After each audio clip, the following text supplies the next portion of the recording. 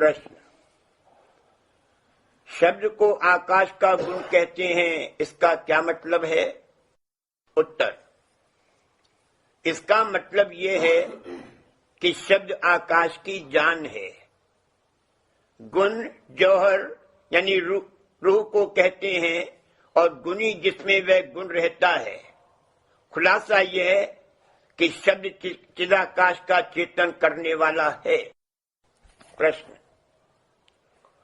सब मतों में मालिक के नाम की बड़ी महिमा कही है और ताकीद की गई है कि उसका नाम हर वक्त जपना चाहिए। क्या उस नाम और शब्द में कुछ मेल है? उत्तर, शब्द ही मालिक का असली नाम है और उसके जपने से ये मतलब है कि हर वक्त उसकी धुन का ख्याल रखना चाहिए। राम राम या अल्लाह अल्लाह या और कोई इसी तरह का नाम बिना भेद और जुगत के जिह्वा से हर वक्त जपते रहना बेफायदा है, क्योंकि उससे सूरत का चढ़ना न होगा और न सच्ची मुक्ति प्राप्त होगी। मुफस्सिल भेद नाम का सदगुरु वक्त से मालूम हो सकता है। प्रश्न, सूरत और शब्द में क्या मेल है? उत्तर, जैसा समुद्र और उसकी लहर में, सूरज और उसकी किरण में। सूरत जो माफिक एक बूंद के है, सिंध रूपी शब्द से अलग होकर कीचड़ रूपी गिलाफों या बंधनों में लिपट गई है। संत रूपी लहर जो हर वक्त समुद्र से निकलकर उसमें फिर जाती रहती है, इस बूंद को अपने साथ ले जाकर गिलाफों या बंधनों से छुटकारा यानी मोक्ष दिला सकती है। प्रश्न, बंधन और मोक्ष किसको कहते हैं?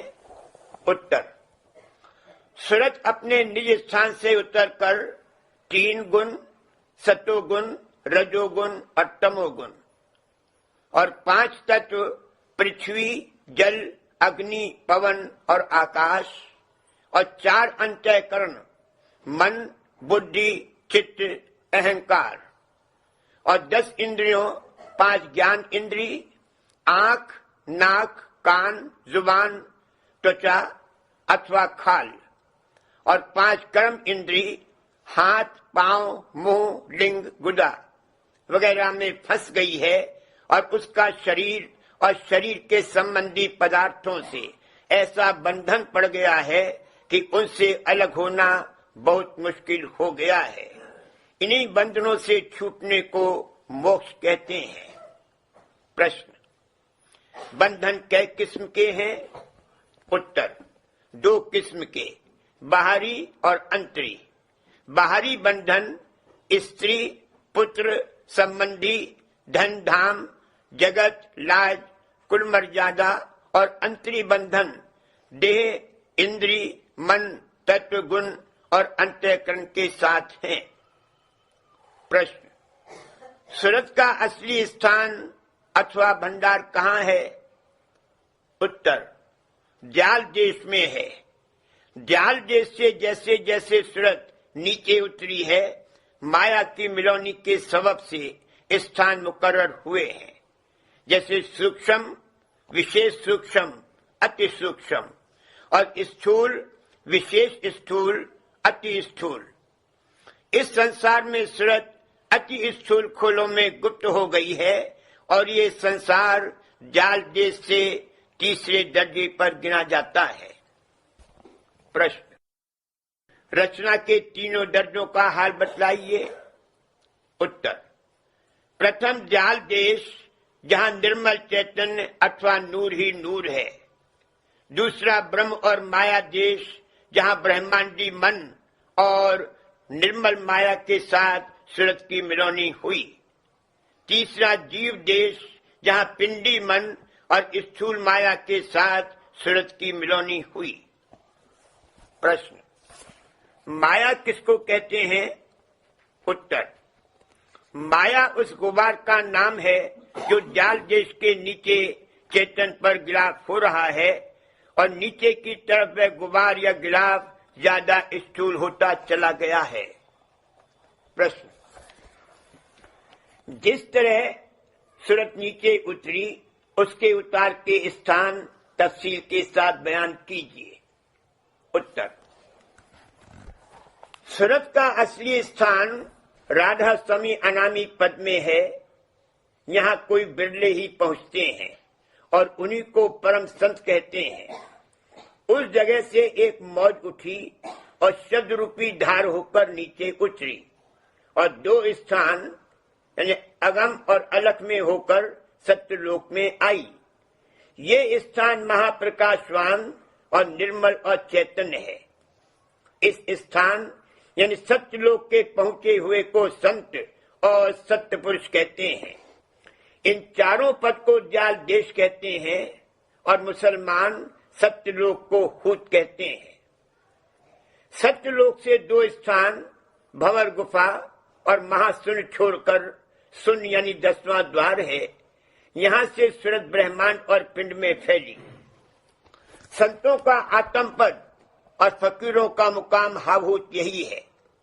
इस जगह तक सूरत 5 तत्व और 3 गुण और कारण सूक्ष्म और स्थूल शरीर से न्यारी है। पुरुष और प्रकृति इस तरह से प्रकट हुए। इसको पार ब्रह्म पद भी कहते हैं और इस स्थान पर पहुंचे हुए को पूरा साध कहते हैं। शून्य से नीचे त्रिकुटी है जिसको गगन भी कहते हैं। इसी को ब्रह्म, प्रणव और ओम कहते हैं और मुसलमानों ने इसको अर्श अजीम और आलमे लाहूत कहा है। यहाँ से महासूक्ष्म 3 गुण, 5 तत्व और वेदांतिक आसमानी किताब की आवाज और कुल रचना का सूक्ष्म मसाला और निर्मल माया प्रकट हुए। इस स्थान को महाआकाश भी कहते हैं और इस स्थान के मालिक को ब्रह्म और संत ब्रह्मांडी मन और मुसलमान खुदाए अजीम कहते हैं। इसके नीचे सहज जल कमल है। उसको ज्योत निरंजन, शिव शक्ति वगैरह भी कहते हैं और संत मत अथवा राधा स्वामी पंथ में यहाँ से ही साधना पहले कराई जाती है। इसी को संत निजमन कहते हैं। इसी स्थान से सूक्ष्म तत्व शब्द, स्पर्श, रूप, रस, गंध और उसके पीछे स्थूल तत्व आकाश, पवन, अग्नि, जल, पृथ्वी और सूक्ष्म इंद्रियां, प्राण और प्रकृतियां प्रकट हुई। इसी स्थान का प्रतिबिंब या छाया पहले तीसरे तिल में जो आंखों के पीछे मध्य में है और फिर दोनों आंखों में उसकी धार आकर ठहरी हुई है और इसी स्थान यानी सहज जल कमल से चिदाकाश यानी चैतन्य आकाश, जिसको बाजे ज्ञानी ब्रह्म कहते हैं, सारे पिंड अथवा देह में और कुल रचना में जो इस स्थान से नीचे है फैला हुआ है और इसी को व्यापक चैतन्य कहते हैं। यहाँ तक तफसील दर्जों उल्वी यानी आसमानी की खत्म हुई। इसके नीचे 6 स्थान खट चक्र पिंड में इनकी छाया है और उनको सिफली अथवा नीचे के स्थान कहते हैं। पहला चक्र दोनों आंखों के पीछे है जहाँ सूरत का ठहराव है। दूसरा चक्र कंठ यानी गले में है। इस जगह सुपने की रचना जीवात्मा लिंग शरीर की मदद से रचता है। देह के प्राण का स्थान यही है। तीसरा चक्र हृदय में है और पिंडी मन का यही स्थान है। संकल्प विकल्प इसी जगह से उठते हैं। खुशी, रंज, आशा, निराशा, डर, निडरता, सुख और दुख वगैरह का असर इसी स्थान पर होता है। चौथा चक्र नाभि कमल और स्थूल पवन का यही भंडार है। 5वां इंद्रिय चक्र है। इसी स्थान से पैदावारी स्थूल शरीर की है। 6ठा गुदा चक्र है। यह चक्र नाभि की तरफ से प्राणों को खींचकर नीचे के शरीर यानी टांगों, पांव वगैरह को ताकत देता है। ये सब स्थान ऊंचे और नीचे अंतर में हैं। सिफली दर्जे आंखों के नीचे तक खत्म होते हैं। इस वास्ते पिंड की हद आंखों तक है और इसी सबब से इसको 9 द्वार का पसारा भी कहते हैं। आंखों के ऊपर सहस्त्र कमल के मैदान से ब्रह्मांड शुरू होता है और 10वें द्वार तक खत्म होता है और वही पार ब्रह्म कहलाता है और महाशून्य के मैदान के परे दयाल देश है।